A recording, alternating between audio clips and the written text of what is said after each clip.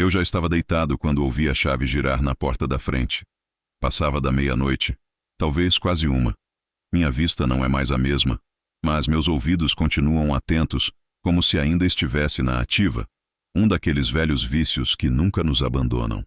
Escutei os passos leves, cuidadosos, como se a dona deles tentasse não fazer barulho. Minha filha Mariana voltava de uma tal festa só para meninas, como ela mesma descreveu horas antes, enquanto amarrava o cabelo diante do espelho com aquele tipo de energia que parece exagerada, forçada, como quem está mais ansiosa em convencer do que em sair. Ela disse que era uma reunião entre amigas da adolescência. Coisa antiga. Só mulher, coisa boba. Não pedi detalhes. Ela tem 34 anos. É casada, adulta. Não é mais minha menina, ainda que eu insista em vê-la assim às vezes. Mas mesmo que minha boca tenha silenciado, minha cabeça não. O convite apareceu do nada, como um sopro rápido, quase como se fosse uma desculpa. E o que me chamou a atenção não foi o convite em si, mas a ausência de reação do marido dela, o Rafael. Ele apenas assentiu, calado, enquanto passava manteiga no pão. Não perguntou onde seria, nem com quem. E ela, por outro lado, não se despediu dele antes de sair. Nem sequer o olhou. Agora, ouvindo os passos de volta pela casa, percebi o salto sendo tirado ali mesmo no corredor. A respiração estava alterada, ligeiramente ofegante, coisa que talvez ninguém notasse, mas que me arrepiou por dentro. Não parecia cansaço de quem dançou demais, parecia culpa, ou medo. Esperei pelo som seguinte, o de um boa noite qualquer, ou de um fecho de porta indicando que o dia tinha se encerrado. Mas não veio. Houve apenas silêncio. Um silêncio tão espesso que parecia me empurrar contra o colchão. Levantei devagar, calcei as pantufas com cuidado para não fazer barulho e fui até a porta do quarto. Não a abri, só encostei o ouvido. Nada. Nenhuma conversa, nenhum som de chuveiro, nenhum passo. Fiquei ali por alguns minutos antes de voltar para a cama, tentando entender por que aquele retorno simples me deixava tão inquieto. Não era a primeira vez que ela saía à noite, mas havia algo na ausência de naturalidade, no andar rápido, no silêncio, no modo como evitava ser notada, que me acendeu um alerta lá dentro. Um alerta que eu havia aprendido a ouvir depois de tanto tempo de vida, o tipo de sinal que não aparece nos gritos, mas nos vazios. Na manhã seguinte encontrei Rafael preparando o próprio café, como sempre fazia antes de ir para o trabalho. Ele vestia o uniforme da empresa, camisa azul com o logo no peito e a expressão cansada, como se tivesse dormido mal. Quando me viu, forçou um sorriso. Não era um sorriso genuíno, mas um gesto automático de quem precisa manter a aparência para não ter que explicar o que está desabando por dentro. Não perguntei nada. Apenas desejei um bom dia e sentei à mesa. Mariana não apareceu. E isso, mais do que tudo, confirmou que algo havia quebrado o ritmo daquela casa. Ela sempre descia antes do Rafael sair. Fazia questão de dar tchau, de abraçá-lo na porta como se vivessem ainda no início do casamento, onde tudo é ritual, tudo é doce. Mas naquele dia, o ritual falhou. E ninguém comentou. Quando ele saiu, fui até a cozinha. Ainda havia resquícios da noite anterior. Uma taça de vinho pela metade sobre a pia, um batom encostado no aparador, um cheiro adocicado no ar. Perfume demais, como se alguém quisesse esconder outro cheiro. Fiquei ali parado por longos segundos, olhando para a taça. Um mosquito flutuava sobre o líquido, perdido. E eu também me sentia assim. Na hora do almoço, ela desceu.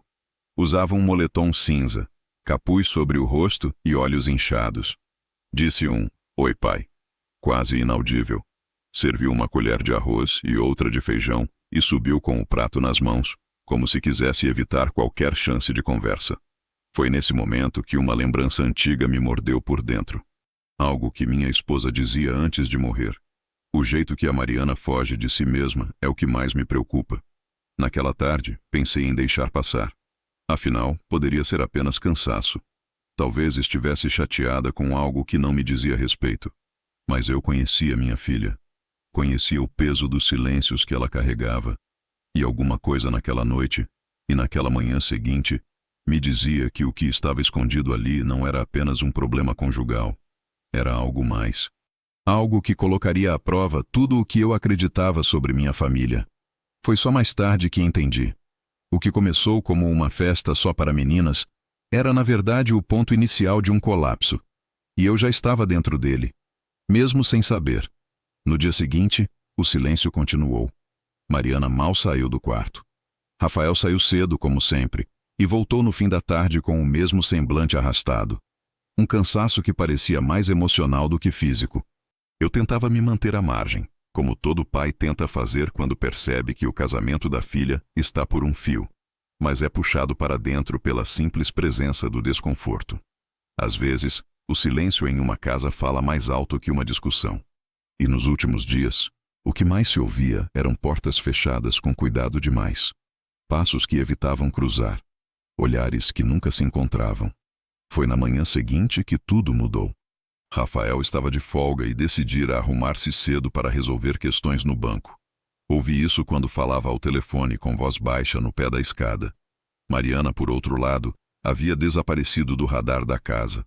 Só fui perceber que ela tinha saído novamente na noite anterior quando notei a ausência do carro na garagem e o celular largado no carregador da sala. Não deixou bilhete, nem mandou mensagem. Quando voltou, já passava das 9 da manhã. Eu estava na varanda lateral, regando as plantas que resistiam ao calor, quando escutei a porta bater com força. Me levantei devagar, fechei a torneira e segui para dentro. Ouvi o som dos saltos apressados batendo no piso. Depois um tropeço, um grito abafado. E então, algo que me gelou por dentro. Um baque seco no corredor, seguido da voz do Rafael, em tom de susto e raiva. Mariana, o que é isso? Apressei o passo, mas parei antes de virar o corredor. Meus instintos me mandaram esperar. Talvez não devesse ver, mas meu corpo já tinha avançado. O que encontrei foi uma cena que vai ficar presa em mim por muito tempo.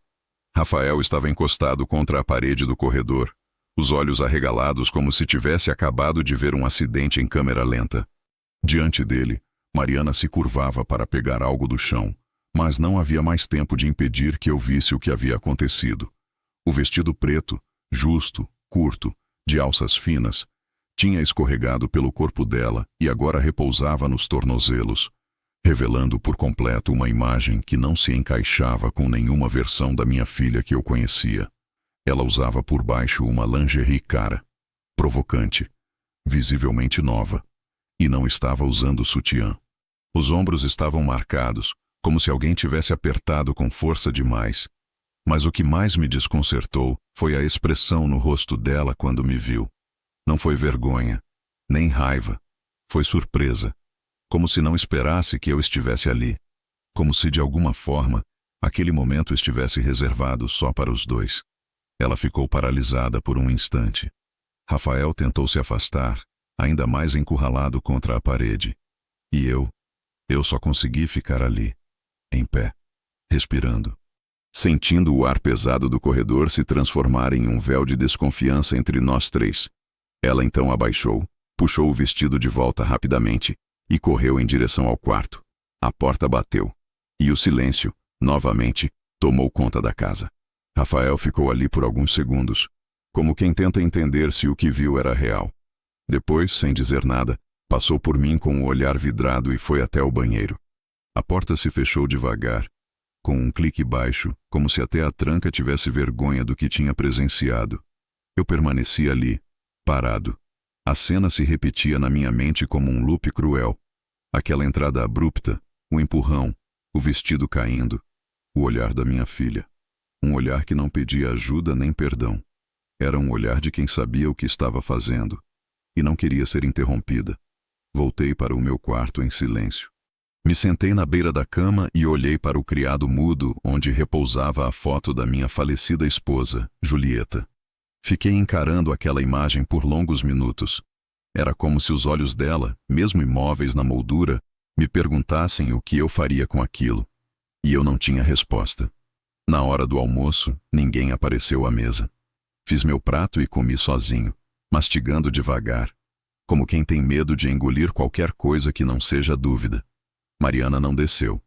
Rafael também não. E o som da casa parecia diferente. Não era mais só silêncio.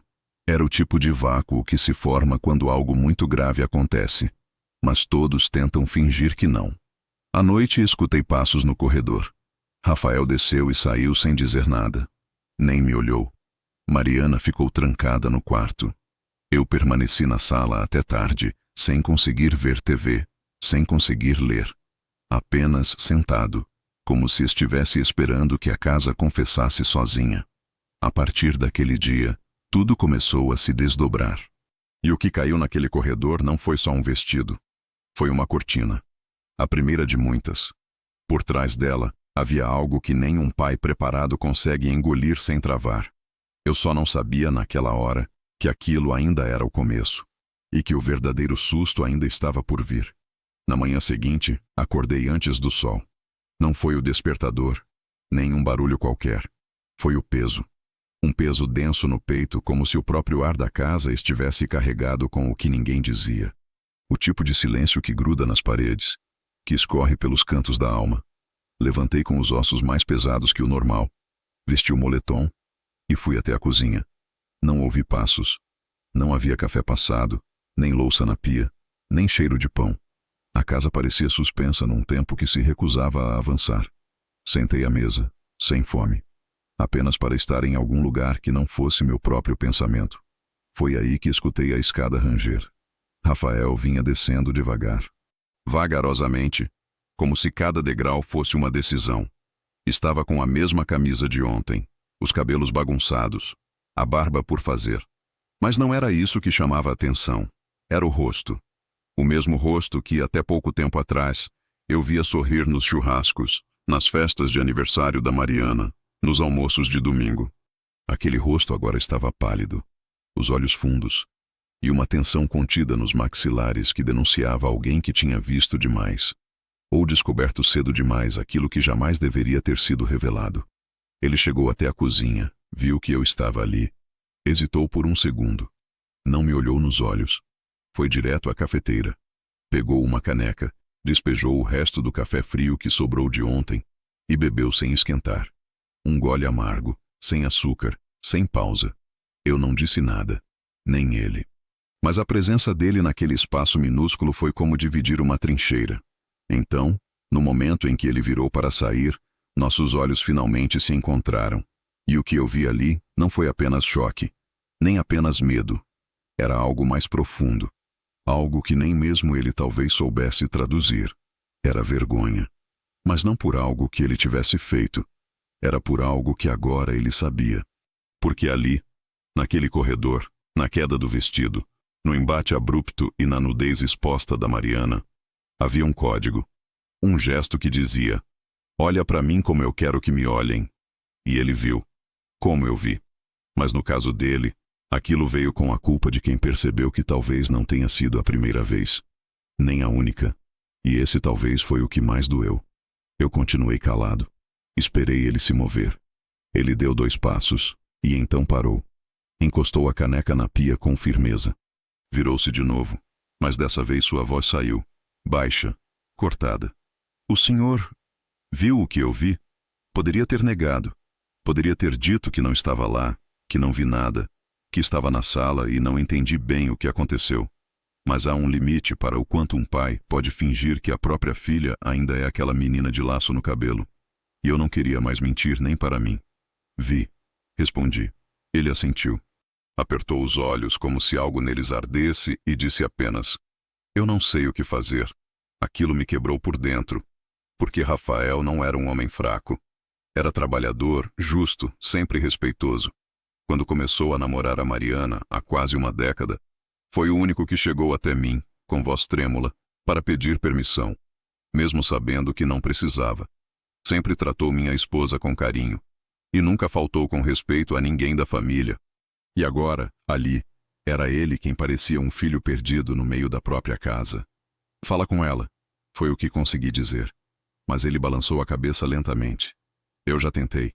A pausa foi longa. Não é só sobre ontem. Aquilo soou fundo, como uma chave girando dentro de uma fechadura que eu não sabia que existia. Não é só sobre ontem. Aquela frase ecoou pelo resto do dia. Era confissão? Era medo? Era desabafo? Ele saiu logo depois. Disse que ia resolver coisas fora, mas não levou nada. Nem documentos, nem carteira. Só saiu. Como quem precisa respirar ar de fora porque o de dentro já não sustenta. Mariana desceu horas depois. Usava outra roupa. Jeans claro, blusa simples, sem maquiagem. Como se tivesse voltado a ser a mulher que costumava ser antes de tudo. Cumprimentou com um bom dia seco e foi direto à cozinha. A primeira coisa que fez foi verificar a cafeteira. Não tinha mais café. Ela olhou para a caneca na pia, ainda com resquícios escuros no fundo. Passou o dedo, analisou e disse em voz baixa: "Ele esteve aqui?" Assenti. Ela não perguntou mais nada. Também não explicou nada. Pegou um iogurte na geladeira, uma colher e saiu da cozinha, como se nada tivesse acontecido. Como se a queda do vestido, o rosto do marido, minha presença ali, fossem cenas que pudessem ser enterradas sob a rotina. Mas não podiam. Não naquele ritmo, porque a rotina agora tinha rachaduras. E em breve, tudo começaria a desabar. À noite, quando Rafael voltou, não entrou direto. Ficou alguns minutos dentro do carro, estacionado na frente da casa. Eu o observava pela cortina. Ele encarava o volante como se houvesse uma decisão ali, entre as mãos. Quando finalmente entrou, não disse nada. Subiu direto. O som da porta batendo no quarto ecoou pela casa. E Mariana, que estava na sala, fingiu não notar. Continuou vendo seu programa, com o volume mais alto que o habitual. Um escudo artificial contra o ruído de tudo o que havia acontecido. E foi nessa noite que eu entendi, de fato, que havia um abismo entre eles. Um que não nasceu ontem, nem na semana passada, mas que, agora, tinha se tornado visível demais para ser ignorado. E eu estava bem no meio dele. Depois daquela manhã no corredor e daquele olhar quebrado de Rafael, a casa entrou num estado estranho, como se cada cômodo passasse a esconder palavras que não foram ditas. Mariana voltou a agir como se tudo estivesse normal. Arrumava a sala, varria o quintal, ria baixinho com vídeos no celular, como se estivesse interpretando a própria versão ideal de si mesma. Mas era só fachada. O tipo de atuação que se esfarela nos detalhes, o garfo que cai na pia com mais força do que devia, o riso que termina em silêncio abrupto, o olhar que evita cruzar com o do marido. Rafael, por outro lado, calou de vez. Passava mais tempo fora, e quando estava em casa, seu corpo estava presente, mas o resto, não. Não respondia às perguntas de Mariana com mais que um ou tá. E comigo então, só o básico. Boa noite, com licença. Tô saindo. Mas eu observava, eu ouvia. Um homem da minha idade não precisa mais de explicações quando os gestos gritam. Naquela noite os dois decidiram jantar tarde. Eu já havia comido antes e subido para meu quarto com um livro nas mãos. Mas a mente inquieta não me deixava focar em nenhuma linha. Era quase meia-noite quando ouvi o som de pratos sendo colocados na mesa. Passos cuidadosos, vozes baixas. E depois, o que parecia ser uma tentativa de conversa. Não sou de espiar, nunca fui. Mas há momentos em que o instinto de pai ultrapassa qualquer código de conduta. Peguei meus chinelos e desci até a metade da escada, parando antes do último lance, onde a parede da sala forma um pequeno recuo. Dali, sem ser visto, dava para ouvir. Você não vai dizer nada? A voz de Mariana soou baixa, mas cortante. Dizer o quê? Rafael respondeu seco. Você sumiu o dia inteiro. E agora fica agindo como se eu fosse uma estranha? Mariana. Ele suspirou, e houve uma pausa. O que você quer que eu diga? Aquilo ontem não tem explicação. Eu já disse que foi sem querer. O vestido caiu, eu tropecei. Você estava no caminho. Eu me assustei. Houve outro silêncio, mais denso. O tipo de silêncio que vem quando alguém está prestes a dizer o que realmente pensa. Não foi o que pareceu, disse Rafael, num tom que já não soava mais como o homem calmo de antes. Você me empurrou. Você esperava que eu estivesse ali. Você sabia. Você tá me acusando de quê, exatamente? Eu tô dizendo que você fez aquilo por algum motivo. E eu não sei qual. Mas foi premeditado. E eu senti. Eu vi. E pior, a voz dele falhou. E depois continuou, mais baixa. Eu já senti isso antes. Meu coração gelou. E não só o meu. Do que você está falando? Mariana rebateu, num tom agudo que ela usava quando estava acuada. De outras vezes, de outras situações, de conversas que acabavam rápido demais, de mensagens que sumiam, de roupas que apareciam do nada, de cheiros que não eram meus no lençol. Rafael parou. Respirou fundo. E agora isso, diante do seu pai, diante de mim. Aquilo não foi acidente, Mariana. Foi cena. Você está delirando? Ela quase gritou, mas se controlou. Você sempre foi paranoico. Sempre. Não pode ver uma coisa que já cria um filme inteiro na cabeça. Não. Ele cortou, firme. Eu sempre quis acreditar que você era só distraída. Agora eu sei que não era isso. Ela se levantou da mesa. Ouvi o som da cadeira sendo empurrada. Passos rápidos até a escada. Fiquei imóvel, tenso, mas ela não subiu. Voltou logo depois. E então ouvi o som de algo sendo colocado sobre a mesa com força. Talvez um celular ou uma bolsa. Você quer saber mesmo? A voz dela saiu num fio, mas venenosa. Quer saber o que eu faço quando você está no trabalho ou quando finge que está dormindo? Não quero detalhes. Rafael respondeu. Eu quero que você admita. Admitir o quê? Que você não foi suficiente. Que sua vidinha regrada não me satisfazia mais. Que eu cansei de ser dona de casa enquanto você se enterrava no banco e esquecia que eu existia. Um silêncio tão longo se formou que pensei que ele tivesse ido embora. Então é isso, ele disse, enfim. Era só isso o tempo todo? E se for? Vai fazer o quê? Nada. Porque agora... E aí? Sua voz mudou de tom. Ficou mais fria, mais vazia. Agora você acabou de me dar a única coisa que eu precisava para tomar uma decisão. Rafael, eu não vou te denunciar. Eu não vou fazer escândalo. Mas também não vou mais fingir que somos alguma coisa. Você cruzou uma linha. E eu não volto atrás quando alguém pisa no que eu acreditava. Isso é uma ameaça? Não. É um adeus. A cadeira dele arrastou. Ouvi os passos indo para a porta. A maçaneta girando. E então ele parou. E se quiser culpar alguém por ter testemunhado tudo, não me culpe. Culpe seu pai. Porque ele viu também. A porta se fechou. E tudo naquela hora caiu como um martelo no meu peito. Voltei para o quarto sem fazer barulho. Sentei na beirada da cama. Meus olhos estavam abertos, mas era como se eu não estivesse mais ali. A voz do Rafael, a confissão da Mariana, a linha que agora se quebrava entre marido e mulher, entre filha e pai. E o mais assustador de tudo foi perceber que, mesmo depois daquela conversa, mesmo depois de tudo o que foi dito, ainda havia mais. Eu sentia. Aquela casa ainda guardava segredos. E eu ainda não sabia a metade. Nos dias seguintes, Rafael desapareceu por completo da rotina da casa. Não ligou, não voltou, não mandou mensagem. Mariana fingia normalidade. Acordava, lavava o rosto, descia para o café, mexia no celular com o senho franzido como quem queria parecer ocupada. Mas não falava sobre ele. E não mencionava a noite em que tudo caiu. A mesa de jantar, antes um lugar de conversas e pequenas alegrias, virou apenas um ponto de passagem. Os pratos eram servidos com silêncio, e o barulho dos talheres parecia amplificado pelo vácuo emocional que tomava conta de cada canto, até que, numa tarde quente, fui pegar uma blusa no armário da lavanderia e encontrei algo que não estava procurando. Algo que ninguém esconde por acaso. Era uma sacola branca dobrada e colocada no alto da prateleira, por trás de um cobertor antigo. Achei estranho porque aquela parte do armário era onde Julieta costumava guardar as roupas de inverno. Desde que ela se foi, ninguém mexia ali. Nem eu. Mas o dia estava abafado e eu procurava algo mais leve, o que me fez abrir o armário por instinto, sem qualquer intenção de vasculhar nada.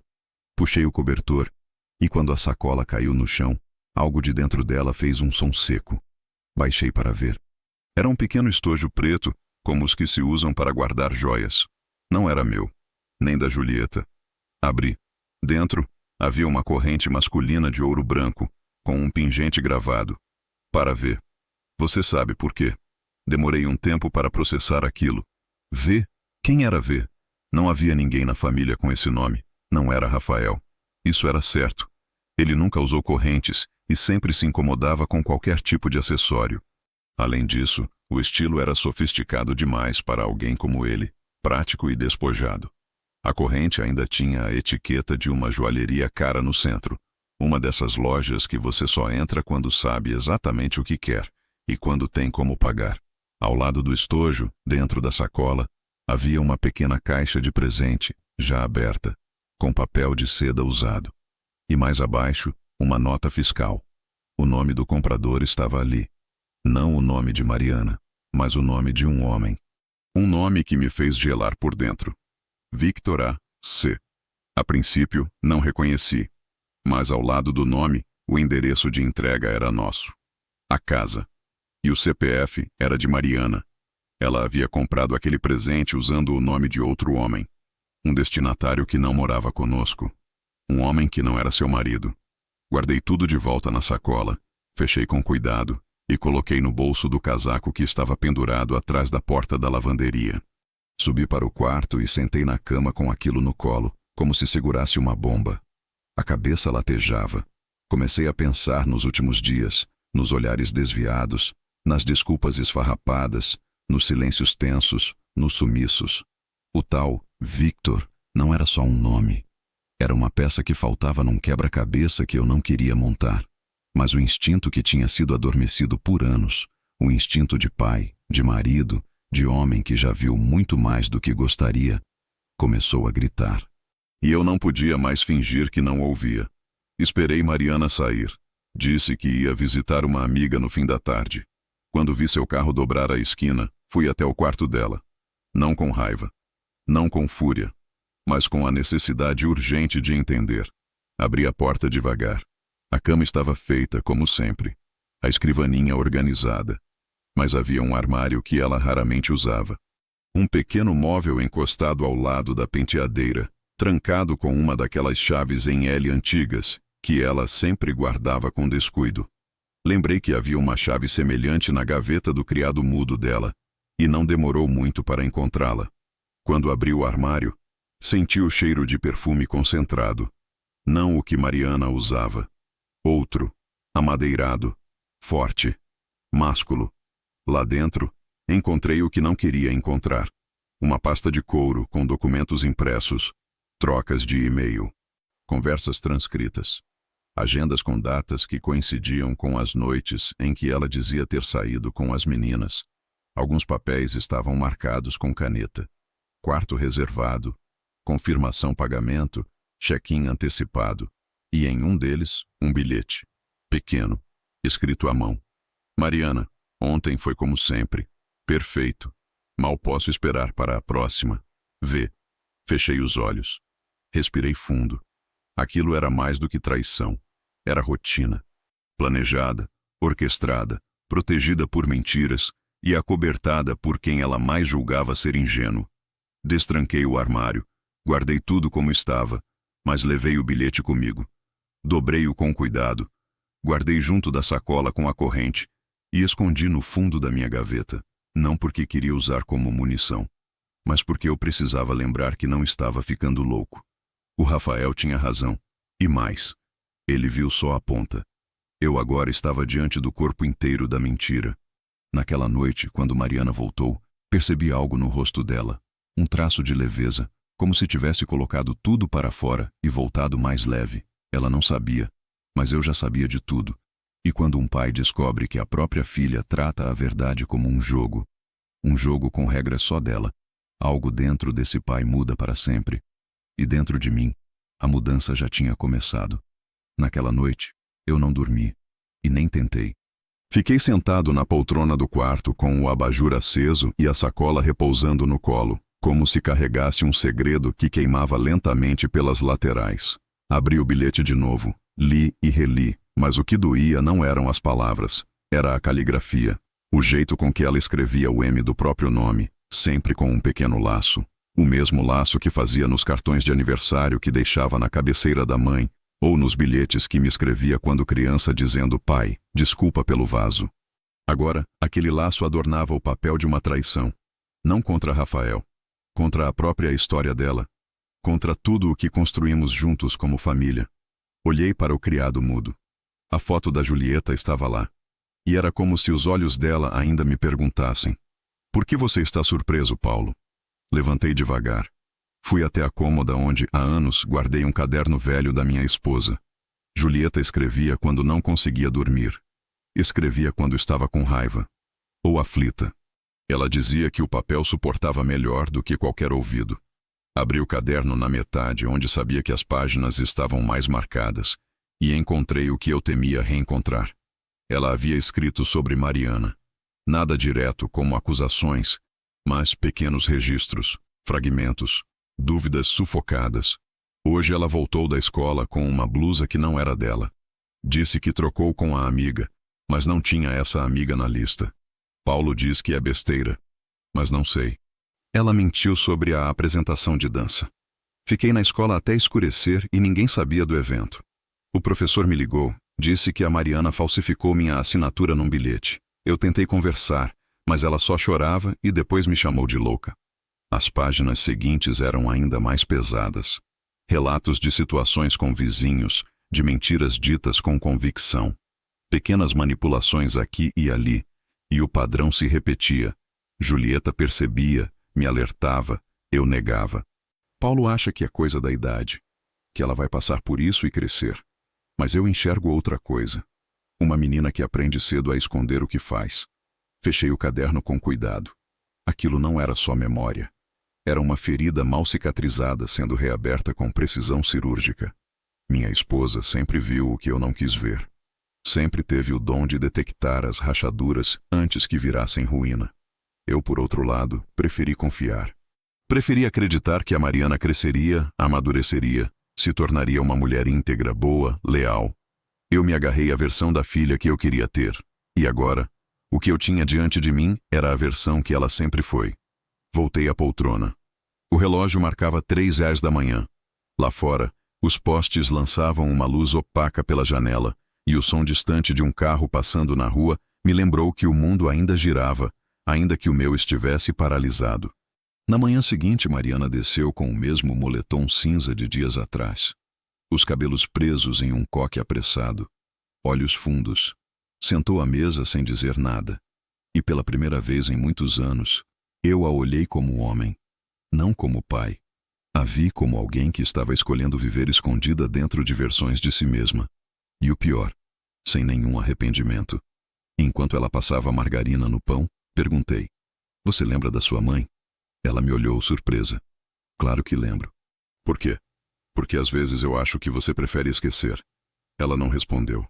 Mordeu o pão com força, mastigando mais do que necessário. "A mãe de vocês via coisas." Continuei. "Pequenas coisas. Coisas que ninguém mais via." Ela me dizia e eu dizia que era exagero. Mariana parou de mastigar. "Do que você está falando, pai?" "Estou falando de você, Mariana. Estou falando da sua habilidade de construir histórias e de apagar rastros. Da sua capacidade de fazer o que quer, quando quer, com quem quer, e ainda sair por cima. Você herdou isso da sua mãe? Ou aprendeu a moldar isso sozinha?" Ela se levantou devagar. Não com raiva, mas com aquele olhar gelado que usava quando queria inverter a culpa. "Você está me julgando agora?" "Não, estou te enxergando." Ela bufou. Cruzou os braços. Mas não disse mais nada. Apenas saiu da cozinha. E no silêncio que ficou, eu soube. Eu soube que ela sabia que eu já sabia. E que mesmo assim ela não ia parar. Não por mim. Não pelo marido. Não pela própria história. Mais tarde subi ao sótão. Um lugar que eu evitava desde o falecimento da Julieta. Lá estavam os álbuns antigos, os brinquedos de infância da Mariana, as caixas com papéis da escola, fotos, roupas, recordações que eu guardei por acreditar que, um dia, ela gostaria de rever. Abri uma dessas caixas. Dentro, encontrei um envelope com a letra da Julieta, para quando você quiser lembrar. Abri com mãos trêmulas. Havia fotos da Mariana criança, fantasiada de fada, de médica, de professora. Uma menina com olhos cheios de imaginação. E atrás de uma das fotos havia um bilhete escrito à mão pela minha esposa. "Ela tem luz, mas se não for ensinada a reconhecer a própria sombra, a luz vira máscara." Guardei aquilo como quem guarda um diagnóstico. E entendi, enfim, que minha filha não estava apenas mentindo para os outros. Estava mentindo para si mesma há tanto tempo que já não sabia mais quem era. E eu tinha contribuído para isso com cada silêncio, cada vez que desconversei, cada vez que protegi demais, cada vez que virei o rosto. Mas agora não mais. O que vinha pela frente eu ainda não sabia. Mas pela primeira vez em muitos anos eu estava disposto a não proteger, não esconder, não fingir. Porque a verdade que a Julieta tentou me mostrar, finalmente tinha me alcançado. Não o vi por dias. Rafael havia desaparecido com a mesma discrição com que havia suportado todos os silêncios da casa. A ausência dele, por si só, já era um barulho constante. Mariana fingia que nada havia mudado. Dizia que ele estava viajando, que precisava de espaço, que estava resolvendo pendências do trabalho. Mas ninguém perguntava nada. Porque ali dentro, perguntar se tornara um crime. E responder, um exercício de omissão. Mas foi numa tarde de terça-feira, com o céu opaco e um vento seco vindo do sul, que a campainha tocou. Não era horário de visita, e tampouco alguém da vizinhança costumava aparecer sem avisar. Quando abri a porta, lá estava ele, Rafael. Cabelos mais compridos, barba crescida, a mesma camisa azul amassada de sempre, mas com uma expressão que eu nunca tinha visto antes. Ele não sorriu, não cumprimentou, apenas disse: "Posso entrar?" Assenti, dei espaço. Ele passou por mim como um vulto e foi direto para a sala, sentando-se na mesma poltrona onde Julieta costumava ler. Por um instante pensei em quanto tempo se passou desde que alguém sentava ali com verdade, com o peso inteiro de uma alma quebrada. "Mariana está?" Ele perguntou. Saiu. Disse que ia ao mercado. Ele soltou o ar, como quem estava segurando desde o momento em que tocou a campainha. Eu precisava falar com o senhor, antes de falar com ela. Sentei no sofá à frente. O abajur estava aceso, mesmo sendo tarde. O céu lá fora parecia querer chover, mas se continha, assim como ele. Eu fui embora, porque precisava me afastar. Começou. Se ficasse mais um dia aqui, eu ia acabar perdendo o controle. E não, balançou a cabeça. Não quero ser esse tipo de homem. Você não é. Respondi. E pela primeira vez, senti que aquela frase não era apenas consolo. Era um lembrete. Ele engoliu seco. Olhou para o chão. Os dedos das mãos se entrelaçavam com força, quase como se tentasse impedir que tremessem. Mas estavam tremendo. Eu fui atrás de algumas coisas, Sr. Paulo. Conversei com uma pessoa da antiga empresa da Mariana, uma colega que ainda mantinha contato com ela. Fiz umas perguntas, sem mostrar tudo o que eu sabia. E ela falou. Esperei. O tempo se estendeu entre nós como um lençol sendo estendido no varal. Devagar. Tenso. O nome dele é Victor. Disse. Trabalha no setor de logística de uma empresa parceira da firma onde ela estagiou anos atrás. E pelo visto, eles nunca deixaram de se falar. Vi mensagens, vi fotos, datas que batem com as vezes que ela disse estar em retiros, treinamentos, viagens com as meninas. Ele me olhou, os olhos vermelhos, não de choro, mas de quem não dormia à noites. Ela me enganou por tanto tempo, Sr. Paulo. E eu? Ele deu um leve sorriso sem humor. Eu só queria ter uma família. Só isso. Não sou um homem exigente. Nunca fui. Me doía pensar que talvez o erro fosse meu, que eu fosse pouco. Mas agora eu sei que o problema não era o que eu dava. Era o que ela queria tirar. Permaneci em silêncio, porque há momentos em que qualquer palavra vira ruído, e ele precisava esvaziar. Eu pensei em ir embora de vez, largar tudo, esquecer. Mas aí eu lembrei do Senhor, e da Dona Julieta, e de tudo que construíram aqui. E de quanto eu... Ele parou, como se a próxima palavra pesasse demais. Quanto eu me sentia em casa, com vocês. Fechou os olhos, respirou fundo. E então, sem rodeios, eu queria pedir sua ajuda. Aquilo me pegou desprevenido. Não porque eu não estivesse disposto, mas porque, até ali, eu achava que ele ainda não me via como parte da trincheira. Que tipo de ajuda? Ele tirou do bolso um envelope amassado. Dentro, cópias de e-mails, conversas, fotos impressas. Eu não queria ver, mas ele insistiu. Eu preciso registrar. Legalmente. Mas queria que o senhor fosse testemunha. daquilo que viu. Naquela manhã, quando ela empurrou, quando se despiu, quando tentou. Entendo. Cortei antes que ele tivesse que descrever o momento todo de novo. Eu não quero difamá-la, nem expô-la, mas eu não posso sair como o culpado disso tudo. E ela tem uma capacidade assustadora de inverter as coisas. Já vi isso acontecer. Com colegas, amigos, até com a própria mãe. E eu estou com medo. Ali, naquele instante, eu percebi que o que tremia nas mãos dele não era só indignação. Era trauma. Era pavor. Era o tipo de medo que nasce quando você percebe que alguém que amou tem um lado que pode te engolir. Você tem meu apoio, disse sem hesitar. Ele assentiu. E por alguns segundos parecia que ia chorar. Mas se conteve. Eu vou embora da cidade. Já aluguei um lugar em outra região.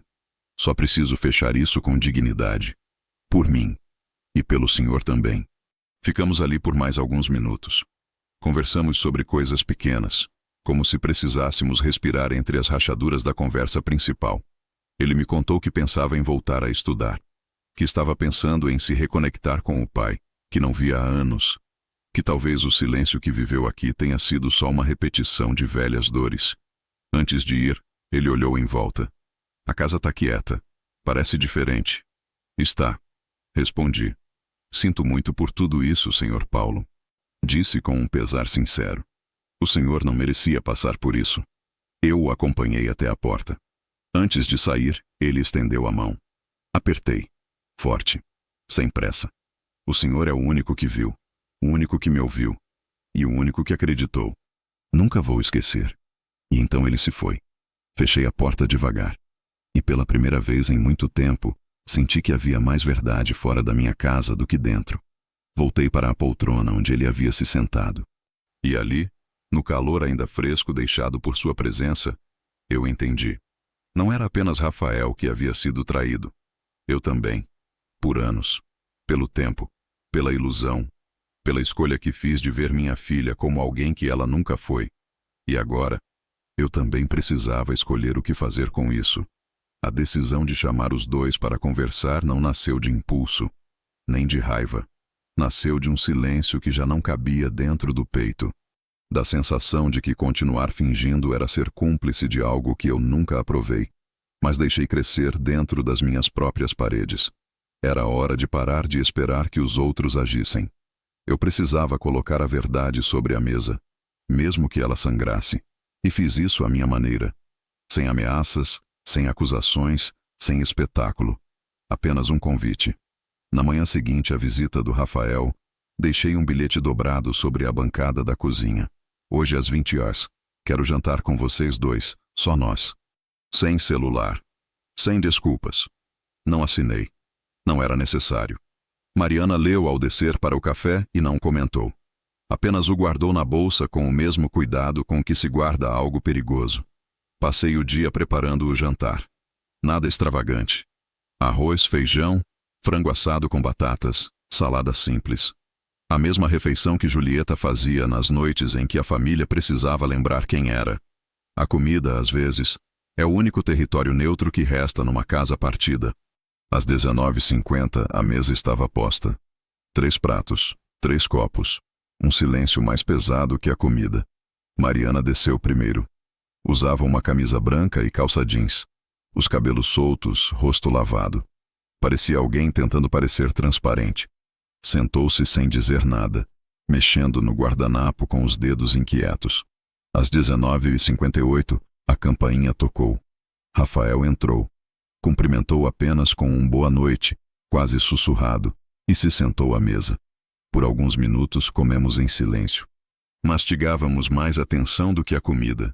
Ninguém se olhava. Ninguém puxava assunto. Era como se cada garfada fosse uma contagem regressiva. Fui eu quem quebrei o silêncio. Coloquei os talheres sobre o prato. Respirei fundo e olhei para os dois. Vocês sabem por que eu chamei esse jantar. Mariana olhou para Rafael. Rafael olhou para o prato. Eu cansei de fingir. Cansei de fingir que não sei, que não vi, que não ouvi. Minha voz saiu firme, mas serena. Eu vi o que aconteceu naquele corredor. E sei que aquilo não foi acidente. Também vi o que você escondeu no armário, Mariana. A corrente, o bilhete, as reservas, os papéis. Eu vi tudo. Ela empalideceu. Rafael permaneceu imóvel. Você me fez de cúmplice, Mariana. Usou meu teto para mentir. E usou minha presença como escudo para que ele, apontei para Rafael, nunca tivesse coragem de dizer que já sabia. Mariana engoliu seco, mas não respondeu. Não havia mais espaço para desculpas. Eu te dei essa casa, Mariana. Eu te dei um nome. Te dei educação. Te dei tempo. E você me devolveu isso. Empurrei para o centro da mesa o envelope com os papéis que Rafael havia me deixado. Aqui está tudo o que vocês tentaram fingir que não estava acontecendo. E agora está entre vocês dois, na minha frente. Rafael então falou, sem levantar a voz. Eu não vim para confrontar. Eu vim para encerrar. Só queria olhar nos seus olhos, Mariana, e ouvir de você.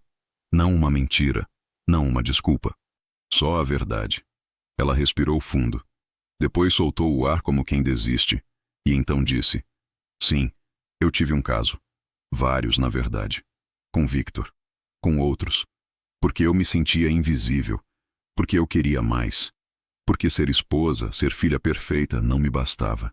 E sim, usei vocês dois como cenário. Porque era mais fácil. Porque vocês não reagiam. Foi a primeira vez que ela falou com verdade. E ainda assim, cada palavra foi como um golpe. Mas agora que está tudo às claras, e daí? Ela desafiou. Vão fazer o quê? Me expulsar? Me denunciar? Rafael não respondeu. Apenas empurrou o prato e se levantou. Eu já fui embora por dentro faz tempo. Hoje eu só vim selar isso de fora. E agora estou em paz. Virou-se para mim. Obrigado, Sr. Paulo. Por tudo. Pela casa, pelo tempo, pelo respeito. E, acima de tudo, por ver. Ele então se virou para ela. E você? Boa sorte com sua liberdade. Saiu sem bater a porta. Mariana ficou sentada, imóvel. Pela primeira vez sem ter controle da narrativa. Pela primeira vez com a verdade sangrando na mesa. Ficamos em silêncio por um tempo. Ela então se levantou, pegou o prato dela e começou a levá-lo até a pia. Não precisa limpar nada. Eu disse. A partir de hoje, essa casa não é mais seu palco. Ela parou, me olhou. Você vai me expulsar? Não. Você vai sair porque já saiu de tudo que valia a pena há muito tempo. Agora só falta entender isso. Ela deixou o prato sobre a pia. Saiu sem dizer nada. Subiu as escadas. E eu, ali na mesa, senti pela primeira vez que não havia mais nada para preservar além da minha própria consciência. O jantar não terminou em briga. Não houve gritos. Não houve prato quebrado. Mas naquele silêncio, eu ouvi tudo. E já sabia o que viria em seguida. Ela não falou comigo no dia seguinte, nem no outro. Apenas descia, comia qualquer coisa em silêncio e subia de novo como se a escada fosse um corredor de fuga entre dois mundos. O da aparência, que ainda tentava manter, e o da ruína, onde ela sabia que já vivia. O celular dela tocava com menos frequência. As amigas sumiram, talvez por vergonha alheia, talvez por cálculo. E Victor nunca apareceu. Nenhuma mensagem, nenhuma visita, nenhum "e agora?". Só o vazio. Como todo cúmplice covarde quando a mentira perde o verniz. Comecei a perceber as rachaduras, uma por uma. A pia começava a te acumular louça, coisa que nunca acontecia. O lixo deixado no corredor por 2 dias. O cheiro de mofo voltando ao banheiro dela, como se a casa toda começasse a reagir ao peso daquilo que ela fingia ignorar. Mariana já não se arrumava. Já não lavava os cabelos. Já não inventava justificativas para os longos silêncios. Ela andava pela casa com os olhos baixos, as costas encolhidas, o andar mais lento. Mas não por culpa. Era outra coisa. Uma espécie de exaustão de quem sempre foi atriz, e agora, diante da própria nudez, já não sabia viver sem o papel. Naquela semana recebi 2 ligações estranhas. Uma do condomínio, perguntando se Mariana ainda residia oficialmente no imóvel. Segundo eles, havia rumores de que ela havia se mudado e deixado pendências com o síndico. A outra, da empresa onde ela dizia ainda estar vinculada, informaram que o nome dela constava como afastamento definitivo, havia 3 meses. 3.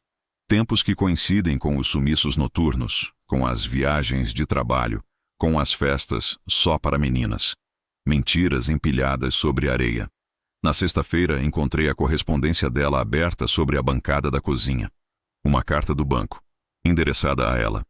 Aviso de débito automático cancelado por falta de saldo. O cartão de crédito já estava suspenso. A dívida ultrapassava 18 mil reais. E não era em alimentação. Era em roupas, reservas de hotéis, serviços de transporte, compras parceladas de luxo. Coisas que não pertenciam à vida que ela dizia levar. E mais importante, nada disso era parte do que Rafael havia deixado. Foi nesse dia que percebi que o castelo tinha caído, não por um vendaval repentino, mas por corrosão lenta. E Mariana era só a última moradora de uma ruína. À noite, desceu devagar. Sentou à mesa. Eu estava comendo arroz e ovo sem pressa, com a TV ligada em volume baixo. Ela puxou a cadeira de frente e disse: "Pai, você tem um tempo?" Não olhei de imediato. Mastiguei, engoli, respirei. "Fala." Ela mexeu no guardanapo. Depois apoiou os braços na mesa com um olhar fixo em mim. "Eu cometi erros. Sei disso. Mas você não acha que... já deu? Já deu o quê? De punição. De me tratar como estranha." Olhei então. E vi ali uma menina tentando pedir colo, sem abrir mão da negação. "Mariana, você ainda não entendeu. Ninguém aqui tá te punindo. O que aconteceu foi que o chão que você criou desabou. E agora você tá tentando subir de volta por uma escada que você mesma queimou." Ela apertou os olhos, como quem segura as lágrimas por orgulho. "Eu só queria que as coisas voltassem a ser como antes. Não vão, porque nunca foram." Ela então soltou a frase que, no fundo, eu sabia que viria. "Então você prefere ficar do lado do Rafael?" Respondi sem hesitar. "Não é sobre lados, é sobre a verdade. E eu não tô do lado dele. Estou do lado de quem não mentiu, de quem foi traído, de quem saiu daqui sem gritar, sem tentar te destruir. E mais do que isso, eu estou pela primeira vez do meu lado." Ela abaixou a cabeça. O choro veio, mais seco, um soluço contido. Me lembrou do choro dela quando tinha 9 anos e caiu da bicicleta. Só que agora não havia ferida visível para limpar. E eu não tinha mais como fingir que podia ajudar.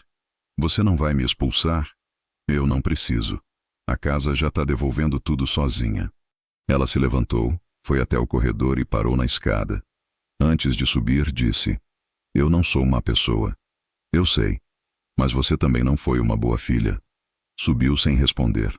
A porta bateu com força no andar de cima. Mas ali já não havia raiva. Era só o som de uma mulher que pela primeira vez tinha que encarar o reflexo de si mesma. E não gostou do que viu. Na semana seguinte, a chave dela sumiu da mesa. As roupas do armário também. O quarto foi esvaziado. Ela não avisou. Não disse onde ia. Não deixou bilhete. Só saiu. E pela primeira vez em muito tempo, o silêncio da casa voltou a ser só silêncio. Não aquele silêncio que esconde, mas o que descansa. Fui até o quarto dela. Estava limpo, frio, vazio. No criado mudo, apenas uma fotografia antiga. Mariana, ainda menina, sentada no colo da mãe. Um retrato de um tempo em que ainda havia inocência. Peguei a foto, guardei comigo e fechei a porta. O desmoronamento aconteceu sem barulho, mas os escombros ficaram. E eu decidi que não os carregaria mais. Depois que Mariana foi embora, a casa não ficou vazia. Pelo contrário, ela finalmente ficou cheia de mim. Dos meus passos, do meu tempo, dos meus objetos voltando ao lugar onde pertenciam. Era como se, após anos em segundo plano, minha presença pudesse enfim ocupar os espaços sem pedir licença, sem ter que medir o volume da minha respiração, sem precisar dobrar a própria sombra para não incomodar ninguém. Ela não mandou mensagem, nem Rafael. E eu também não procurei. Não por orgulho, mas porque às vezes o que mais impede o fim de uma dor é o impulso de mantê-la viva em nome de uma história que já não existe. E eu estava cansado de manter coisas que só me afundavam. Nos primeiros dias, o que mais me chamou a atenção foi a luz. A luz da manhã entrando livre pela janela da sala. Sem cortinas fechadas, sem gente tentando esconder olheiras ou silêncios de ressaca. Depois de tanto tempo, o ar parecia mais leve. O sofá voltou a ter o cheiro do tecido. O corredor parou de ser território de choques. E o banheiro voltou a ser só banheiro.